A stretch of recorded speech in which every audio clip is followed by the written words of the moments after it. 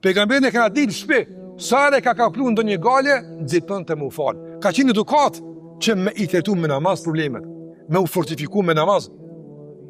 Ibn Abbasi ka qenë duke marrë ders e i ka ardhur.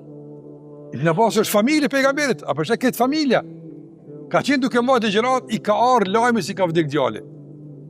Para në ders me ta lajmi, ka vdek djali. Ti s'di çka thush më Allahu herë atë. Se lemo me marrë vetëm me të duhur është. Ka është tronditje, është goditje e madhe kjo. Ibn Abbasi është qu, i ka folë dy rekate. Pastaj ka shku, i ka thonë pse? Ka nga se Allahu ka thonë, usta'inu bis sabri was sala. Ndihmoni në goditje me sabër, kjo është e brendshme, dhe me namaz.